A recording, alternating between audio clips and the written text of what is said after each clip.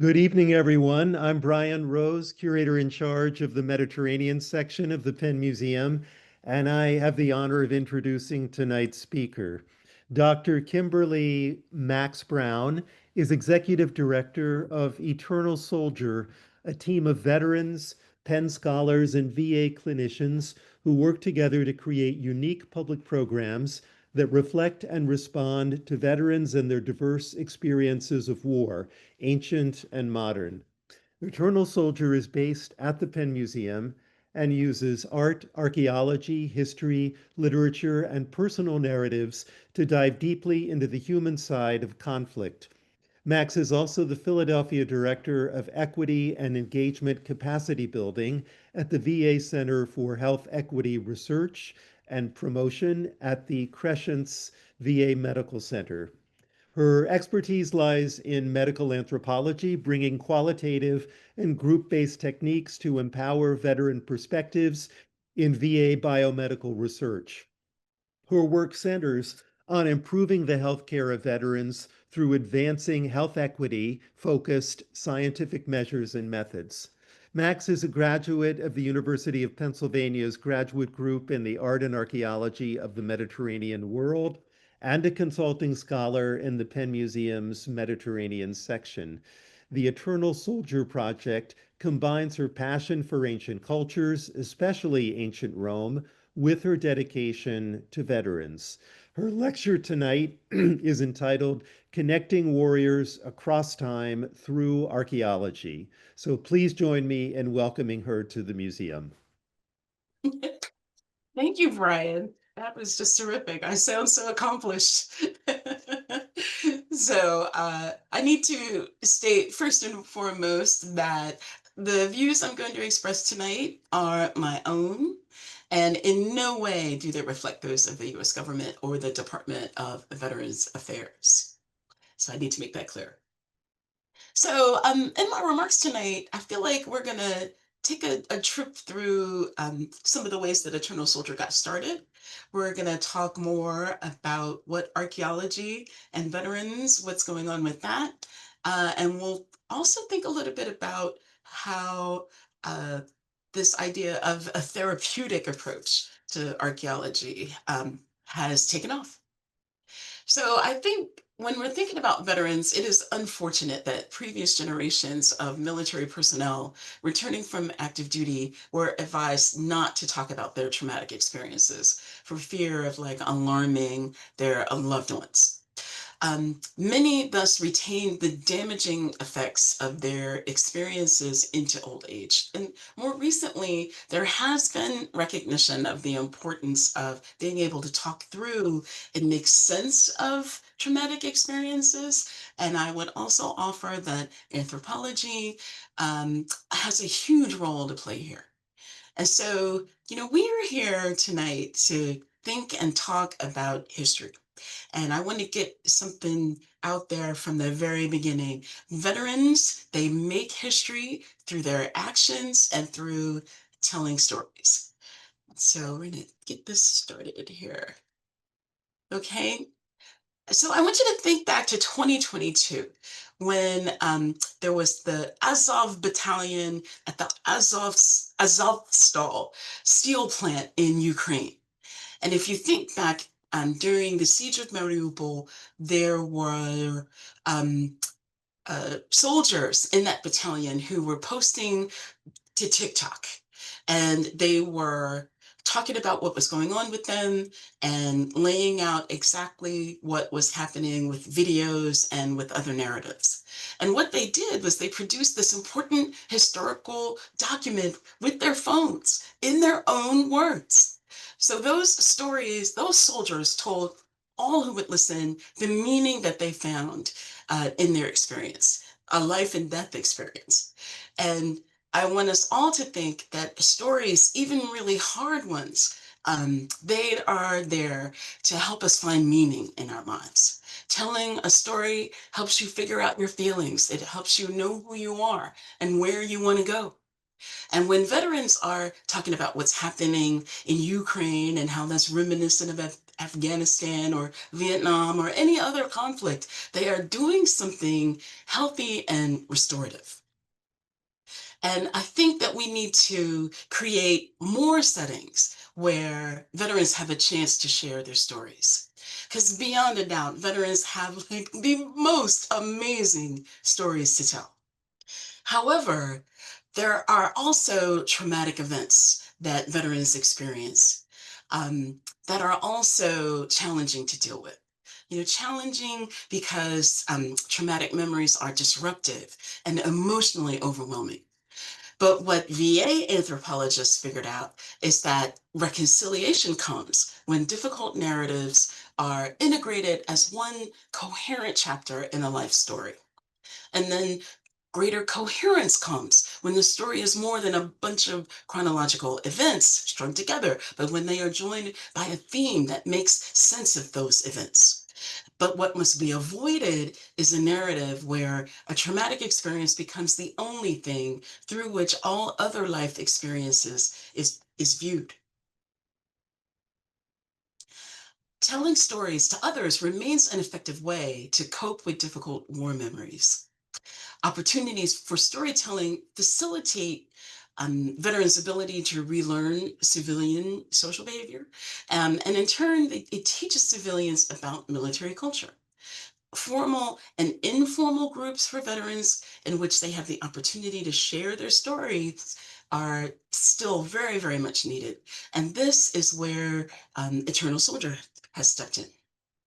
And so you can see here a screenshot of our website, and you can point your phone to that QR code, and that will take you right to our website. So as Brian was saying earlier, Eternal Soldier is a volunteer collaborative based at the Penn Museum. We are veterans, archaeologists, classicists, historians, and clinicians, and we create educational content on history and the ancient world tailored to veterans. We encourage veteran self-care, which comes about through techniques that emphasize the ways that others have experienced trauma and then relief. We also do book groups and speaking engagements and museum tours. So we spend time looking at ancient stories, famous battlegrounds, biographies, and artifacts that speak to modern veterans and their experience. And so you can see here this comparison that I like to draw between veterans sharing a meal over a fire in Afghanistan, and then we have this image of Assyrian warriors sharing a meal over a fire from 663 BCE. And those veterans, it's probably Thanksgiving because they have plates and forks and cups. So it's more of a kind of, it's a lot more formal than the typical MREs that veterans might have when they're down country. Now, in ancient war stories, you'll hear about the heroism of the protagonist. There are always, beautiful women. There's homecoming, but sometimes there's guilt and there's leadership failures. And we believe at Eternal Soldier that this can give a veteran new adjectives for their own war memories. So, for example, if we think about Saul, and who is a figure from the book of Samuel and is a figure that most people in the Western tradition are familiar with. He is disturbed by something akin to PTSD. And so I'm going to read it now. So after Saul secured his kingship over Israel, he waged war on every side against all his enemies, against the Moabites, Ammonites, Edomites, and the Philistines, and the kings of Zobah. And wherever he turned, he worsted them. Now the Spirit of the Lord had departed from Saul, and an evil spirit from the Lord began to terrify him. Saul's courtiers said to him, "An evil spirit of God is terrifying you. Let our Lord give the order, and the courtiers in attendance on you will look for someone who is skilled at playing the lyre. Whenever the evil spirit of God comes over you, he will play it, and you will feel better." The next day, an evil spirit of God gripped Saul, and he began to rave in the house while David was playing his lyre, and as he did daily. Saul had a spear in his hand, and Saul threw the spear, thinking to pin David to the wall, but David eluded him twice. Saul was afraid of David, for the Lord was with him and had turned away from Saul. And so when we're thinking about whether Saul had PTSD, sure, we can totally fall into the idea of like, whoa, we're taking this modern idea and we are pinning it onto, this ancient figure. But the similarities are kind of striking. Extensive exposure to combat, trouble trusting people around him, alongside the anger and the irritability. And so when we're thinking about Saul, which is a really popular story on our website, we like to point to this thing. We like to point out that this is a story that veterans already know.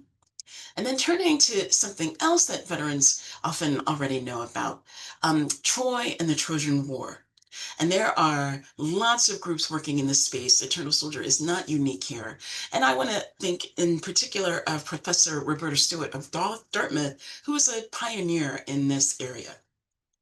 Like her, we run a program called Homer and Beyond, where the veterans examine their military experiences in the company of other veterans while they read some war poetry. Homer and Beyond, led by myself and Bridget Murnahan of Penn's Department of Classical Studies, is where veterans examine their military experiences in the company of other veterans while they read some poetry or a play or an essay as a jumping off point for examining the past. So a defining feature of military service is the group experience, a collective experience of service. However, our society tends to emphasize individualism, which means that group experiences like Homer and Beyond are group experiences like this are relatively rare for veterans. Furthermore, at times, it is easier to understand contemporary wars by viewing them through the lens of ancient wars. Thus, the Troy and the Trojan War occupy a prominent role in the discussion of modern conflict. Homer and Beyond exposes veterans to traumatic narratives, but also encourages them to examine their memories in a supportive setting with their peers. So we create space for discussion of difficult subjects such as battlefield losses and the psychological and spiritual wounding of war, in addition to confrontations that spring from the diverse backgrounds of those who serve. So from these sessions, for example, we have learned that homecoming for veterans is an ongoing, often lifelong process mirrored in Homer's The Odyssey. And so here you can see the fragment of the Odyssey from the Penn Museum in the Mediterranean section.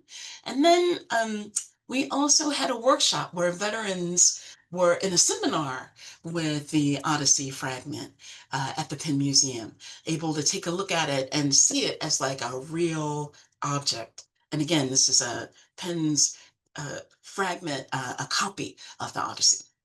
So when we think about Odysseus's troubles reuniting with his wife Penelope, and further with his son Telemachus, who was a small boy when Odysseus left and a grown man when Odysseus returned, I think this can highlight how complex homecoming may be for many veterans. In a different but equally successful version of Homer and Beyond, we looked at movies. And this is just, again, to give you an idea of the kinds of programs that we run. So we looked at movies with a military theme and then the ancient story that they were based on. And so we looked at Troy and Homer's Iliad and compared the two and what about the movies was successful in the eyes of the veteran and what needed further thought or further work, what was a realistic portrayal, what caused problematic views to ensue, etc. We also looked at the movie The Warriors from the 1970s, which is a huge cult classic nowadays, and how this is based on Xenophon's The Anabasis. Further, we looked at 300 and its retelling of Herodotus's Battle of Thermopylae. And then we finished this particular Homer and Beyond looking at Spike Lee's Chirac and Aristophanes' Lysistrata. Now, in July 2021, we received a grant from the Loeb Classical Library Foundation at Harvard. one of the greatest repositories of ancient stories in the world, to run what we call design workshops. And so Eternal Soldier sponsored two 5-hour workshop style focus groups with veterans over Zoom to explore their interests and their preferences regarding programs in anthropology, archaeology, literature, and history.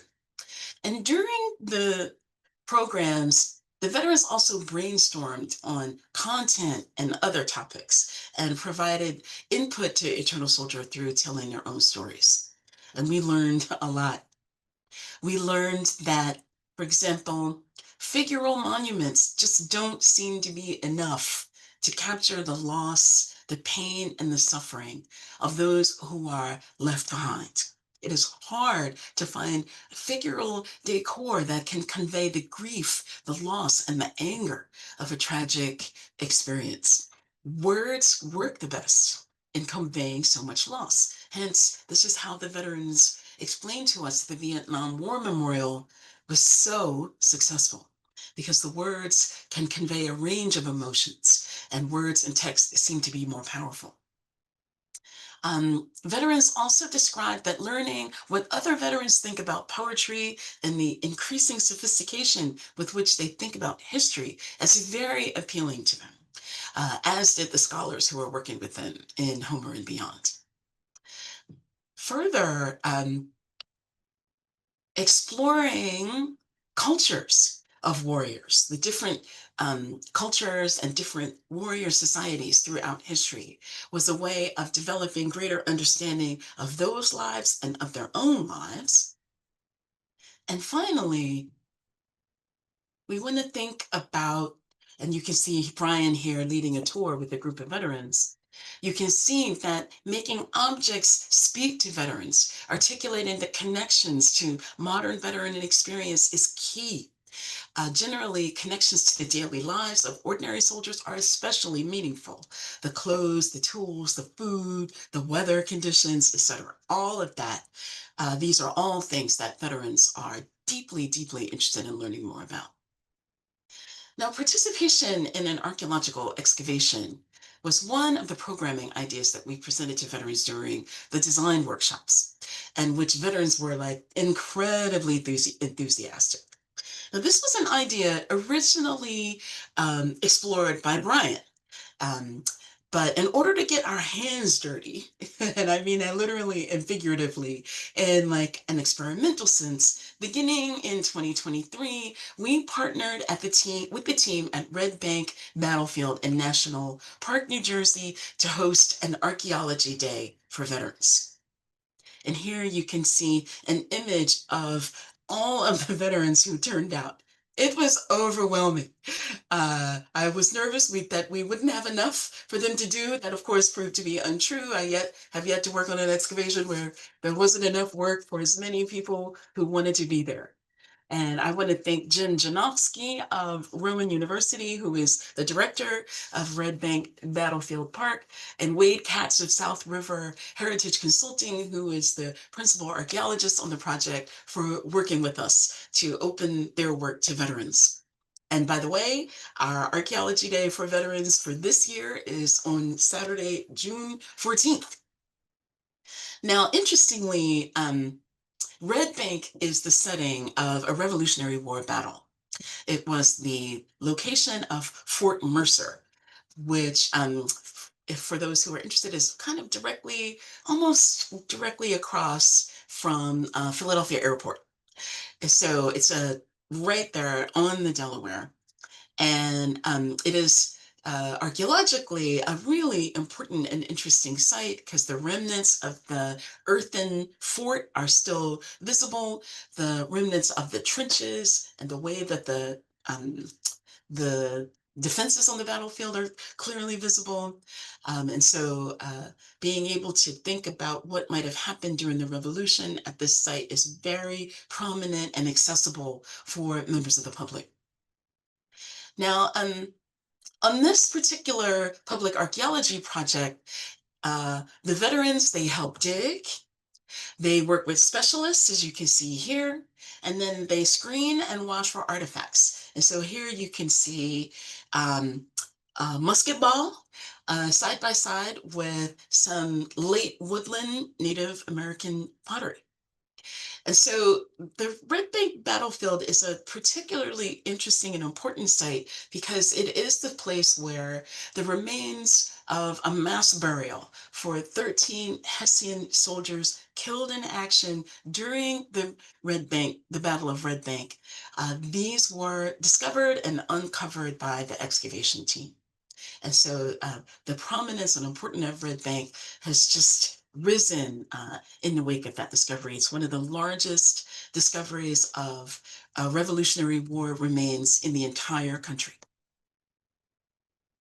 And so with that in our back pocket, we moved on to bigger and better things. Oh, and here is our upcoming Archaeology Day, some images. And again, you can see those battle trenches. In addition, at Red Bank, the Whitehall House, which was completed in circa 1740, was also is a historical museum at the site. And again, I highly recommend visiting it. It is a lovely place for an immersion into history. And so, again, with that in our pocket, we moved on to thinking about what we could do. And certainly our partners at the Penn Museum were incredibly supportive of our work. So in October 2024, with funding from the American Battlefield Protection Program of the National Park Service, Eternal Soldier began researching archaeologically what has been described as the most underinvestigated, underappreciated, forsaken site in our nation's military history, Fort Mifflin. And that quote is from um, uh, a Penn archaeologist whose name is Cotter, right? Who wrote the Bible of archaeology in Philadelphia. That quote was his direct assessment of the situation with Fort Mifflin. And I have to say, Fort Mifflin um, has been underappreciated. So the story of the site, which you can see here, this is a picture from a plane circling into Philadelphia Airport, which is off to the right on this photograph. And you can see the Delaware River, and we are looking here towards the southeast. The story behind Fort Mifflin is one of genuine service and sacrifice.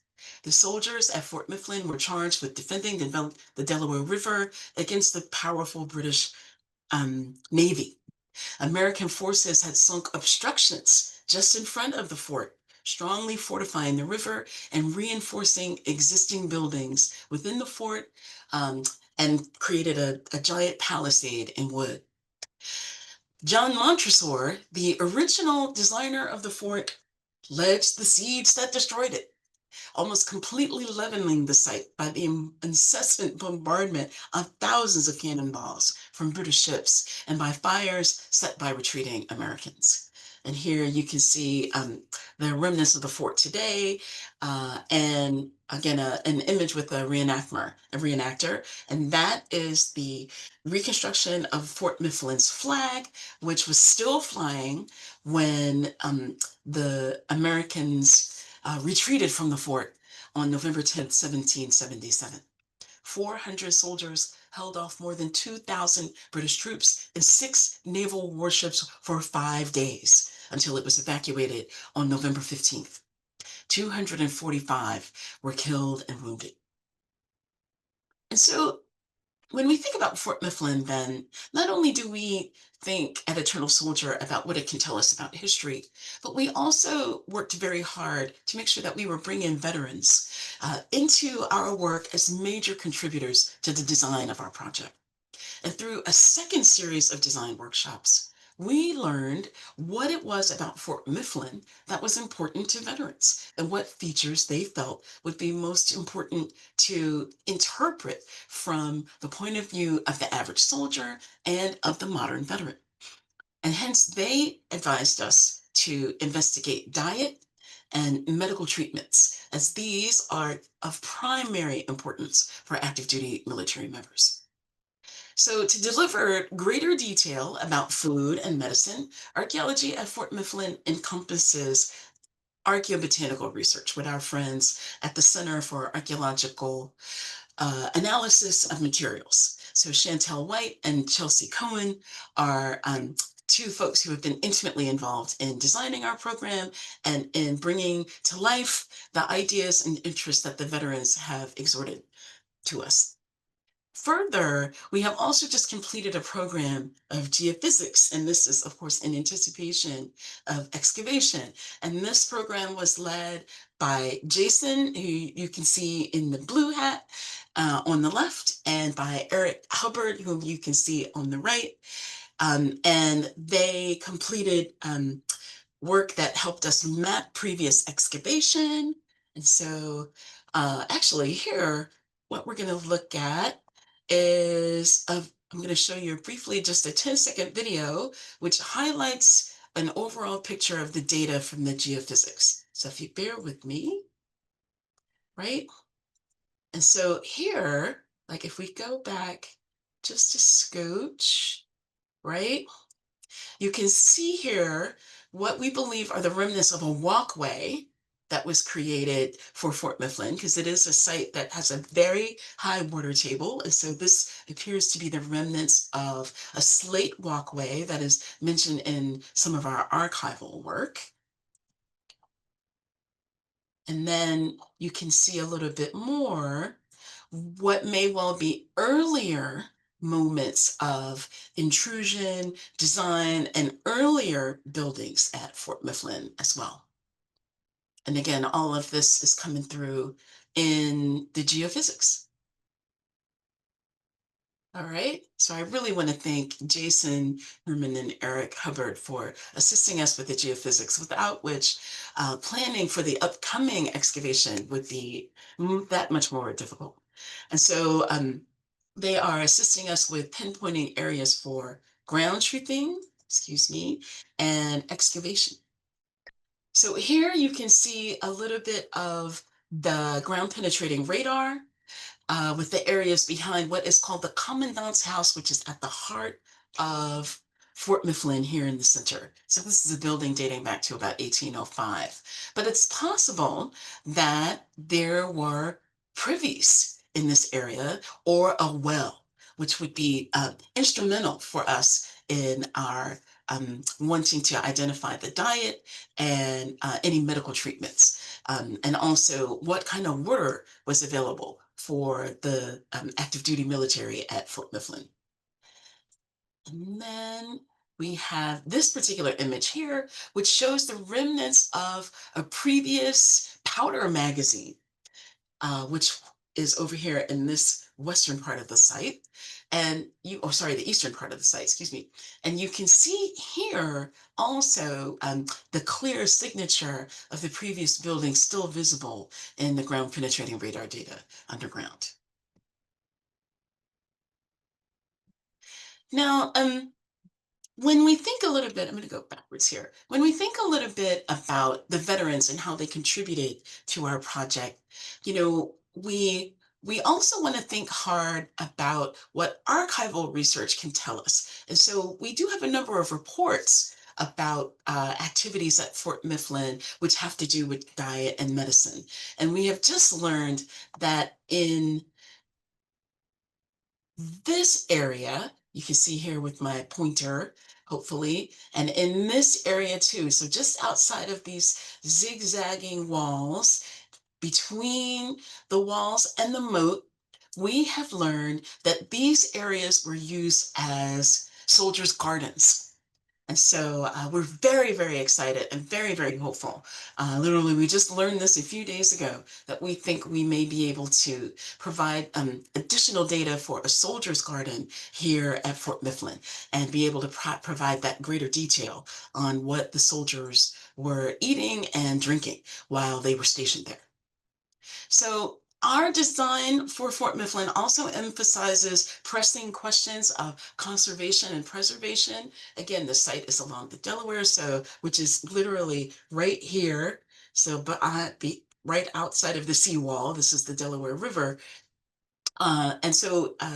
Climate change and sea level rise are pressing issues for Fort Mifflin. And a team from Penn's Historic Preservation, under the direction of Professor Randy Mason, will be leading our effort to lay out the priorities for the historic preservation of Fort Mifflin. In addition, we want to think about the archaeological connections that Fort Mifflin has to its sister site, Fort Mercer, across the Delaware over at Red Bank. So we welcome all members of the public who would like to be involved in our project. And of course, we welcome the participation of veterans. So now a good deal of evidence demonstrates for us that regarding archaeological excavation and veterans, that there are features of excavation of archaeology that are simply wildly attractive to veterans. So, for example, many early archaeologists were also military veterans. So, if you think about T.E. Lawrence, the famous Lawrence of Arabia, and Penn's own Leonard Woolley, who were both intelligence officers in the British Army. I can think of another, maybe Mortimer Wheeler, who was an artillery specialist. And then the person whose name escapes me, the gentleman who was with the Spanish army, who uncovered the first remnants of the Roman site of Herculaneum. He was a military engineer in the Spanish army, who also went on to uncover and do tremendous work at Pompeii in the 18th century. And so when there is clearly an attraction to archaeology from military specialists. I can also think about, for example, the archaeologists who were among the monuments men of the Allied Army in World War II, protecting patrimony throughout Europe and the Near East during that conflict. Archaeology presents several things that I think are very, very attractive to military members, such as a shared sense of mission, of community and connection, shared growth, shared experience. Furthermore, excavation creates a routine, which in some respects is very similar to military life. You get up at 6, the meals are often communal, and perseverance and tenacity are a requirement if you're doing field work. Um, there might be a buddy system involved, two folks working a specific area. And there may be time for sharing stories, that sense making that I spoke about earlier. You work outdoors on a schedule. There's a ton of work with your hands. Often excavation requires pathfinding and orienteering and map reading. And these are military skills that they developed, but excavation can show that those skills are still relevant and important. And I guess if you think about a veteran who may be on disability, who may not have been able to work very much, then the opportunity to be in the field uh, is probably something that gives them a sense of adventure. Moreover, if there's a chance to work with veterans, that may be something that is missed from their military experience. And so excavation has all of these qualities that can join veterans together. It can join veterans and civilians together. And of course, that can be a bridge for understanding. So now there is this emerging appreciation, though, for archaeology as what we would call a non-medical intervention, specifically as a form of nature-based therapy. Okay, so when we're thinking about nature-based therapy, we're thinking about wilderness therapy, horticulture, adventure therapy, work with animals, nature-based mindfulness, and forest bathing, like this image here. And that these particular types of experiences, which are really common in Europe and in East Asian countries, less well known in the United States, but these types of experiences are well known to assist folks in dealing with stressful life events like those faced by members of the military. Um, those stressful and traumatic life events can lead to depression and other mental illnesses. And veterans struggle with depression at rates far beyond the regular US population. especially among women veterans. And so, nature-based therapies can help with some of the symptoms and behaviors that are associated, excuse me, with depression, but that can turn problematic. So when we're thinking about rumination, for example, where um, you might be in a cycle of repetitive negative thinking. And this causes you to avoid social interaction with others. You retreat to bed, you may drink too much. And so nature-based therapies have been shown to assist with that. Because there's a moment where walking in nature reduces the rumination. And certainly on an excavation, the time available for a rumination is minimal. Um, Further, I think when we think about mindfulness, which is also another evidence-based therapy for depression that is in use, particularly with veterans and trauma sufferers, mindfulness helps in the sense of having a non-judgmental awareness. And so archaeology, particularly in the field, is a sensory experience, right? And when we're thinking about excavation, the noises, the movements, the feelings, the touch, the smell of different things. When we're thinking about landscape survey and remote sensing, these are similar, they induce a similar state of mindfulness that we would see in therapeutic settings with veterans who are dealing with depression. So, the attentional control that you need when you are, working with a trial. This is a way of having a kind of non-judgmental awareness of what may be happening in the trench. And this is you know, uh, intrinsic experience of archaeological excavation. Now, more importantly, it may be those excavations that happen in green spaces that provide the most benefit as opposed to those that are in really dense urban treeless settings. There is some small research that points to green space and blue space, meaning water borne locations, as being particularly beneficial for folks struggling with depression, and that these spaces give the greatest mental health benefit.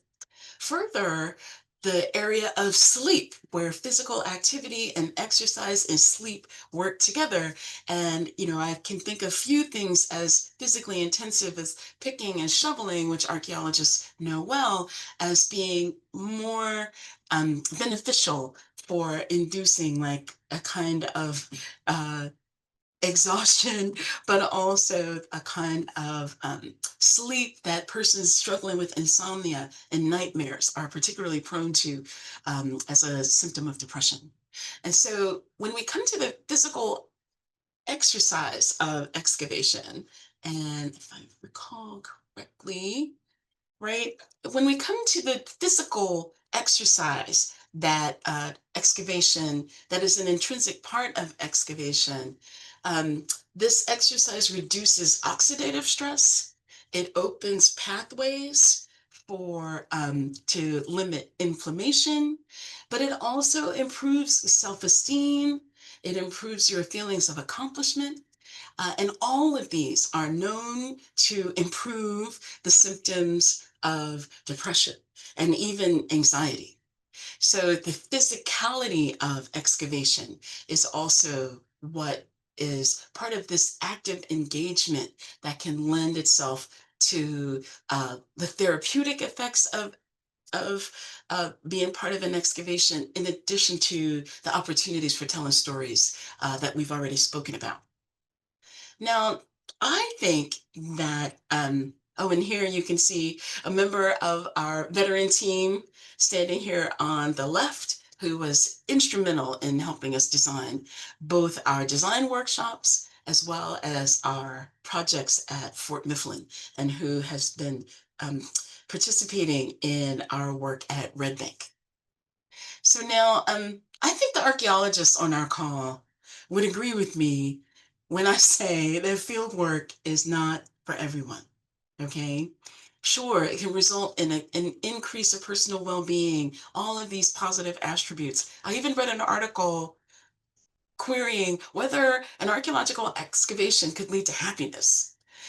However, I want us to be careful going down the road of archaeology as therapy because we are not therapists. We must be careful.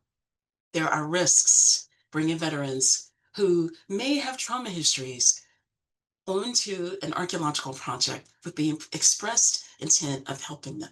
So there are other organizations in this space. And in fact, the numbers of organizations worldwide pursuing this type of work is growing. So, for example, there's the Defense Archaeology Group and Operation Nightingale in the UK. There is the American Veterans Archaeological Recovery Program in the United States. And those groups do excavations where they train up veterans to pursue careers in archaeology, if that is what the veterans choose. But most importantly, they provide an opportunity for veterans to experience all the positive aspects of archaeology that I've just laid out for you. Moreover, there are programs in Poland and in other parts of Eastern Europe. There are programs in Australia. And so the notion that archaeological excavation and veterans having that there is a value, that there is a therapeutic effect, that is spreading. But my worry, as someone who spends a great deal of time working with and thinking about veterans, is that this might inadvertently be pathologizing. We don't want to, I'll rephrase it, just by labeling a archaeological excavation as a therapy, it implies a sickness that needs treatment. So that in itself can be pathologizing if it's not handled correctly. And moreover, this can give a researcher a great degree of power, not just over the excavation, but also over the veterans that are participating. And so this is something that I think we really need to think carefully about. So the way through this is to place the veteran at the center of the project, to create a robust engagement that asks the veteran what about a project can be meaningful for them. Yes, an excavation into a battlefield or other combat zone can be a healing experience, but to frame it this way, to presume that it will be so, I think can be treacherous ground. We want to make sure that we are bringing in the professionals. We want to make sure that our veterans are supported, that if a person may be inadvertently triggered by something that's discussed or that something that may be brought up in the context of the excavation, there must be professional and experienced support for them as a part of any project that would presume to bring in veterans and to provide a healing experience for them. And so I would also recommend that alongside that, you ask the veterans in the design phase what part of the project they would like to speak to their experience. Empower them, enable them to have some sort of encounter with the archaeological research design process. And so to conclude, through dynamic encounters with the stories and the physical remains of the past, this is an amazing experience for veterans. It is a practical, cognitive, experiential learning that helps people develop a greater sense of self. And that in itself is powerful.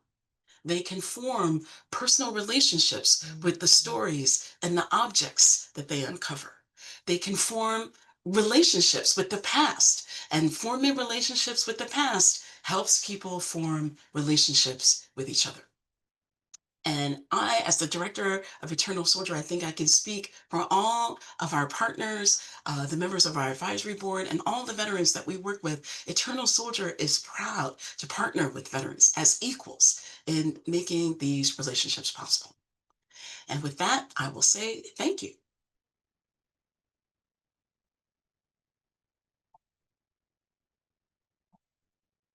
Thank you so much for that. It was a lot of wonderful information. Um, a lot of people don't know that these types of programs, that there are multiple types of programs like this. So thank you so much for that.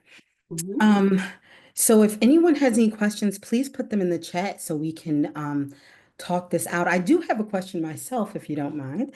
Sure. Um, what is one of the most surprising discoveries that was made on one of the excavations? Yeah, well, I can say this. So, as part of our work last year, we uncovered the wooden, um, what would you call it? The wooden platform on which the revolutionaries were firing at the Hessians who were attacking them. So, this was at Red Bank. And Okay. so that was pretty spectacular find. So first it was something was pinpointed in the geo radar. And so I Mhm. think I'll stop sharing too. I'll be like, let's stop sharing. So there were in the ground penetrating radar, there was like this fuzzy thing and nobody quite understood what that was. But Mhm. then there was a moment where we were able to amass a team to literally figure out what it was and excavate it. And so after, I mean, we were like 6 feet down, so we're pretty deep in the trench. And there was again the remnants of the wooden platform on which the Continental soldiers stood to reload and aim their weapons at the attacking British soldiers. Wow. Okay. And do the veterans get into the kind of the process of looking, kind of preserving or, conserving any of it, or do they get into that process at all, or is it more so just the dig sites and uncovering things? So the veterans are able to participate in whatever aspects of the project interest them.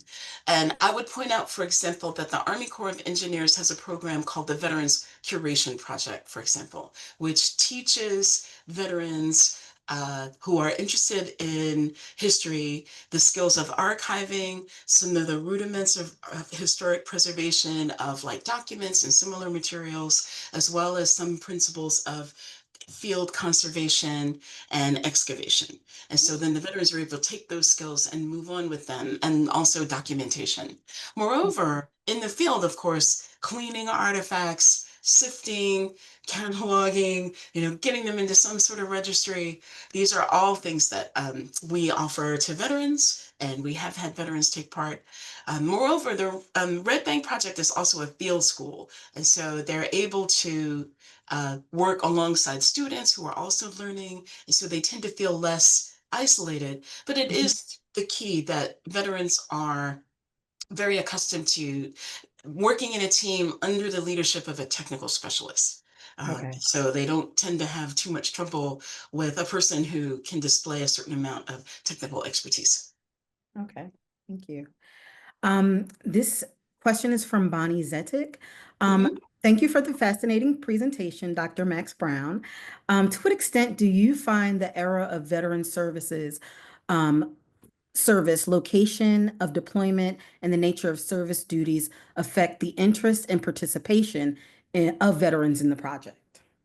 That is an interesting question, which I have not given enough thought to. I will say that for certainly for our Homer and Beyond program, veterans of all stripe from all six branches of service have Mhm. participated. I would also say that we've had a genuine mix of officers and enlisted. um, we've had many veterans from Desert Storm and the Vietnam era, mostly because many of those, particularly from the Vietnam era, many of those veterans have retired and Right. have time to participate in something like this, although they are not exclusive. Mhm. Moreover, we do our best to accommodate veterans who we know are working, and who, especially if they're students, they may have young families. So we have been fortunate. We have attracted veterans of almost every conflict since Vietnam. So Okay. yeah, veterans from, uh, the, I was thinking, from Desert Storm, as well as Vietnam, veterans from OEF, OIF, and so it runs the gamut. Got it. Okay. And what are some of the like when you talk about they're coming from all these different eras, um, in the conversations, in the what they create, do you see some themes that come up very often in their artistry, like even, from the way they speak about their experiences and things? Yes. So I would ask us to think of veterans as having a culture of their own. Mm, They have a military background that joins them. They have clothing that is unique. They have signs and insignias that are unique, and a whole language that at times can be right, impenetrable, right. right? At the same time, though, we also have to think a little bit that they are so diverse that they are as diverse as the population of the United States. And so thinking about them as being, this heterogeneous group that has had a collective experience, that is often a guiding principle for us. Yeah. So when we think about how to, embrace that in our work, I put my anthropologist hat on and I just start asking questions. And, for example, when we're thinking about the Odyssey, which I talked about in our talk, Mm, and which my colleague Bridget Vernahan just thought was particularly interesting, was this concept of the Jodi. So in the Odyssey, when Odysseus returns home, the suitors are there attempting to woo Penelope, and he is enraged at this prospect. And our veterans explained to us that this concept of the Jodi, the person who's moving in on your wife while you are on deployment, is in the back of most active duty military members' minds. That your primary relationship is in flux while you're unable to either defend it or protect it. It's just a mm, terrible anxiety that many of them deal with, but which Homer clearly knew and illustrated so effectively. So that mm. is the kind of thing that the veterans are talking with us about. Got you. Okay. Um, and also in your readings, are there other, kind of ancient, I know that's not to put you on the spot, but are there other ancient um, examples of, post-traumatic stress? Because, we don't, we think of it as maybe a new-ish, phenomenon, but, are there some other examples that you pull out to give examples to the participants? Sure. So on our website, we have a couple of stories put together by members of our advisory board and by other veterans, written to illuminate just this type of question. Where else do we run across PT, like something that clearly looks like PTSD? In other talks, I've talked about this Roman general named Marius. And in the biography of Marius, written by Plutarch, there's a clear description of him struggling with PTSD. And so Marius is the general in the mid second century BCE who turned the Roman military into a professional fighting force. But the cost of that to him personally was nightmares, excessive drinking, violence, inability to trust, and absolute terror at having to fight in the next war. Got it. So we can think about that. There are other mentions of something akin to PTSD that we know from ancient Egypt, going back as far as, the 1300s BCE, where a soldier describes, you know, uh, going blind as the result of his combat experience. So Oh, for all of these different, different moments where the trauma of the experience of combat comes through in both our historical and our archaeological record, and just give us a sense that what we're dealing with is not new or unique. okay. Thank you. I have something from Dana Kamestein. Can you say a little more about how creating a relationship with the past can help us understand the present? Well, I think when we think about the past, and thank you for that question, Dana. When we think about the past, or rather, when we think about the present, we tend to get wrapped up in a sense of isolation, and we silo ourselves, thinking that, there aren't others that this is happening to, that what has happened to me is so unique. Now, on the one hand, that can be protective, okay? And just the struggle with PTSD itself, VA anthropologists were the first to help us understand that the person struggling with PTSD is not weak. They It is a reaction to surviving a horrific event, to having the wherewithal and the psychological strength to survive. Okay, that's heroic in and of itself. And so rather than thinking about this as a moment of isolation and uniqueness, thinking more about the past puts us on a continuum and helps us see that there are others who are charged with doing some of the same stuff that we have done. That you had to be on the battlefield, you had to stand and hold your ground just as other warriors did before you. And that puts you in a different frame about your own experience. And it gives you something to react to and to react against. And Right. that, again, can give you more sense, help you with sense making of your story. So I And think kind of a that's continuum. right. I think that's what the past can do. Right. Steve Lonker asks, how and why does archaeology impact mental health and well-being for veterans who would find formal treatment pathways difficult? Hmm. That's a great question. So Mhm. first of all, I would say if an archaeological excavation is interesting to you and there are opportunities for volunteers, then there's nothing standing in the way of you being a part of that project. And certainly like Fort Mifflin, we are going to be once we get started with our the part of our program that is based on excavation, which hopefully will be this summer, fingers crossed, uh, that we will be welcoming veterans from all parts of the region. At the same time, though, to assume that an excavation will be a healing experience for you, that is where the trouble starts. Okay? It may, it can be something that is very, very powerful and potent for many veterans, the ability to work together in all the ways that I discussed. But to expect it to be so is where I think we go wrong. Okay? Right. And so I would just recommend to that veteran, no matter their background, no matter their military experience or their trauma history, if there's an excavation that they would like to be a part of, then seek that out. Certainly talk about that. If you do have a therapist or a clinician that you're working with, talk about it. Let them help you make sure that this is the right project for you and the right level of experience. And then go for it. Mhm. Um, Thank you. And Jessica Stevenson asks, well, great job, Max. Can you share something you have either learned to appreciate or look at differently since engaging the veteran population in your work? What are you looking forward continuing with in your work? Hmm. Thanks, Jessica, for that question. That's a good one. What do I like? I admire veterans so much. Their courage, my goodness, they have taught me courage. That's what they've taught me.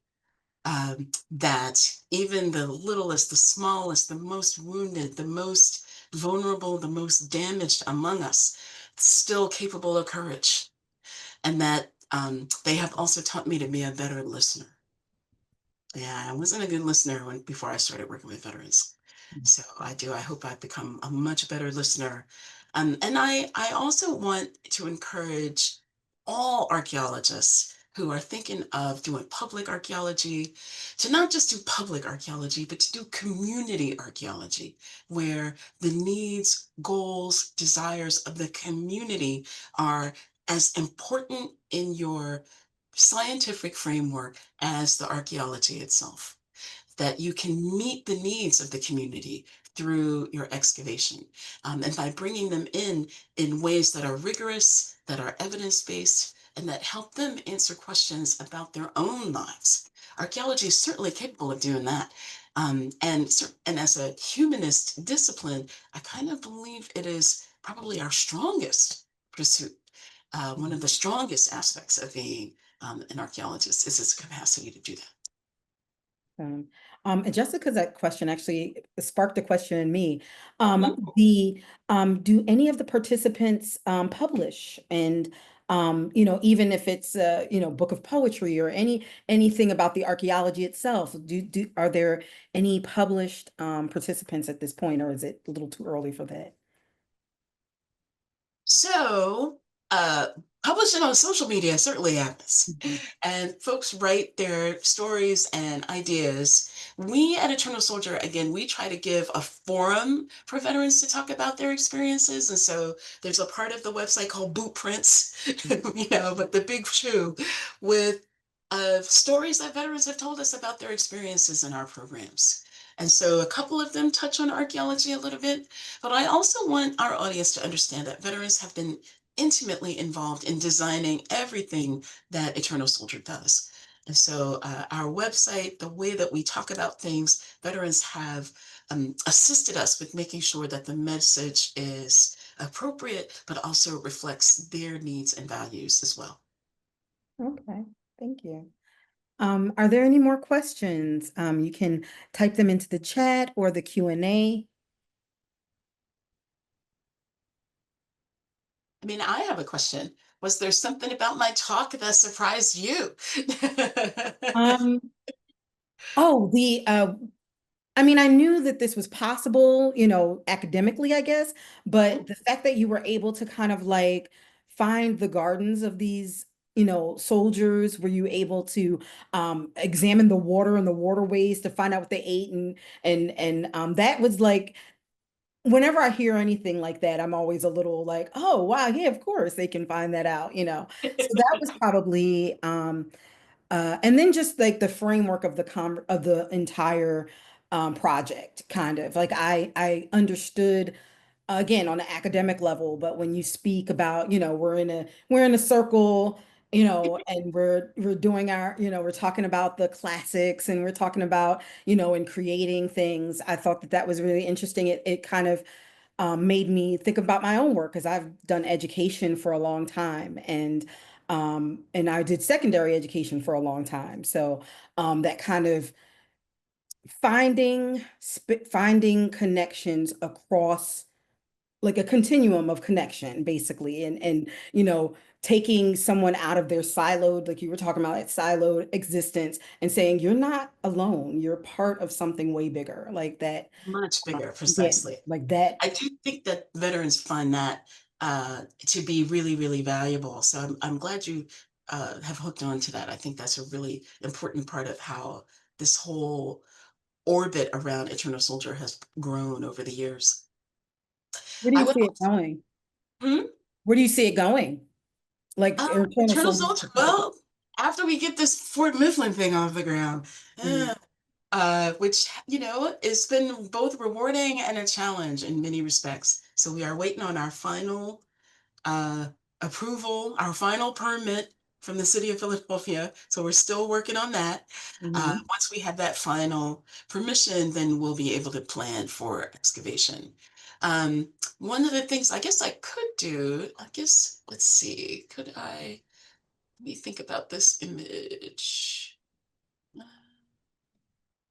Yeah, well, if we're thinking, I'm going to take us back to Fort Mifflin, right? And I'm going to see if I could show you a picture of where we think we'll be digging.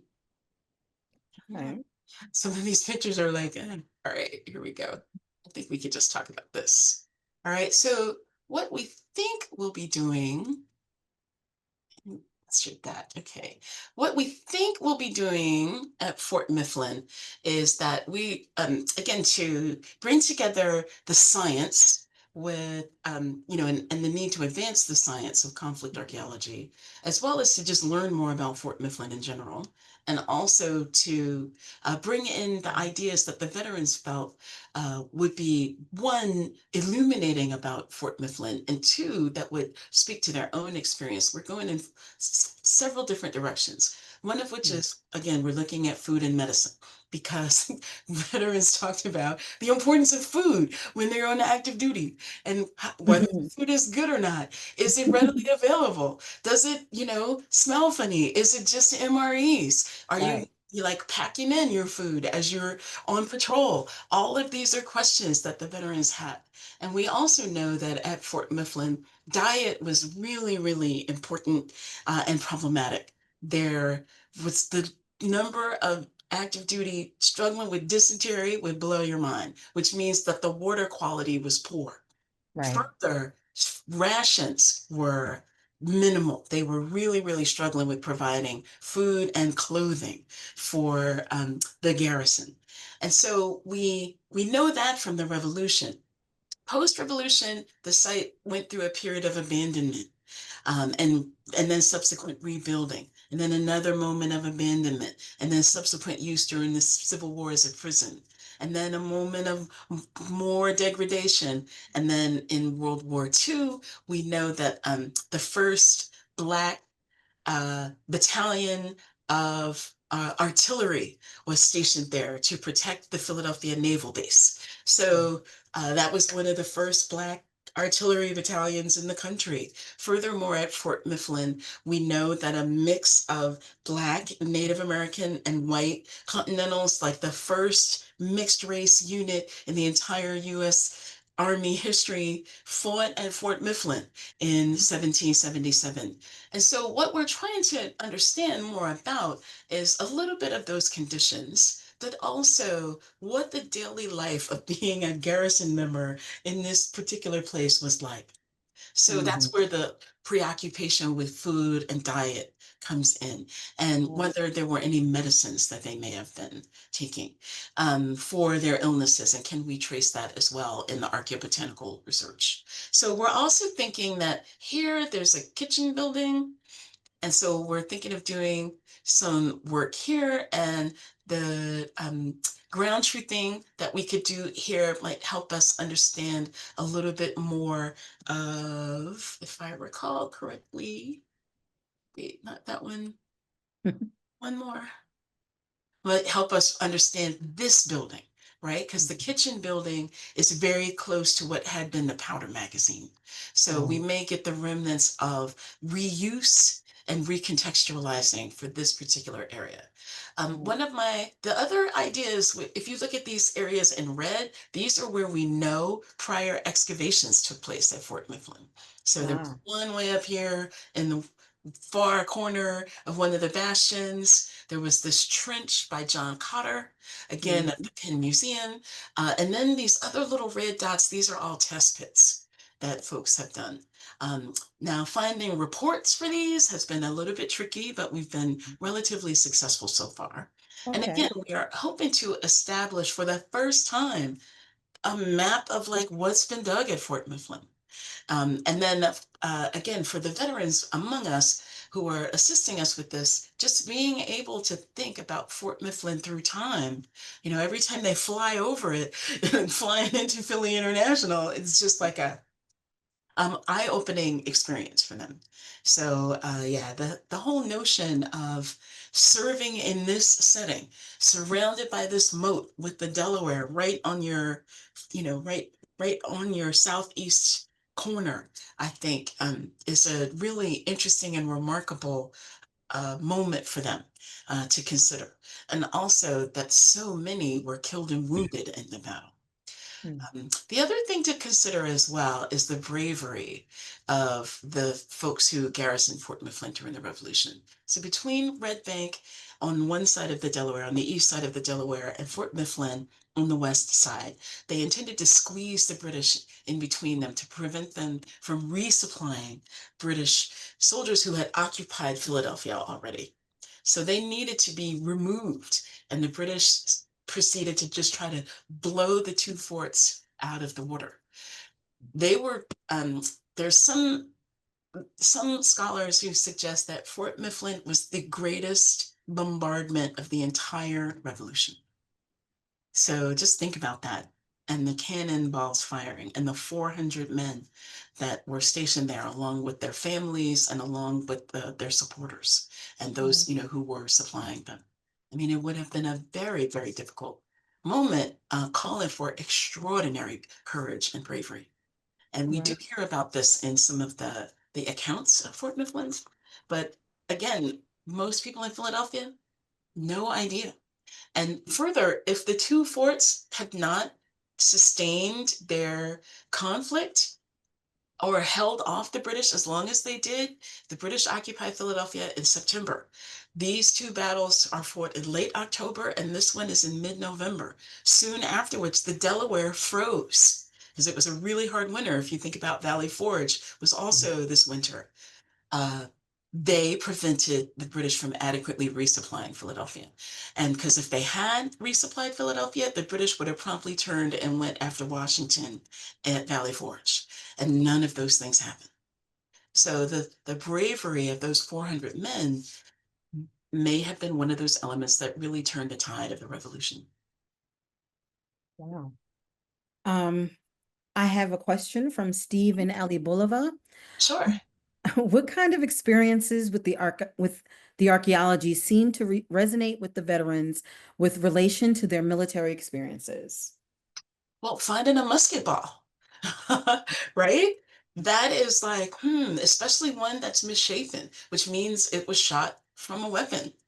um, Finding evidence of daily life, such as different ways that active duty military may have entertained themselves. So we've found game dice and things of that nature. We've also found like smoking pipes for tobacco. We've also found lots of drinkware, so bottles and glasses for drinking rum and grog and other beverages that were available at the time. And so the notion of uh, not only reconnecting through maybe the weapons and the tools that they had, for some, that's less important because our technologies are so different.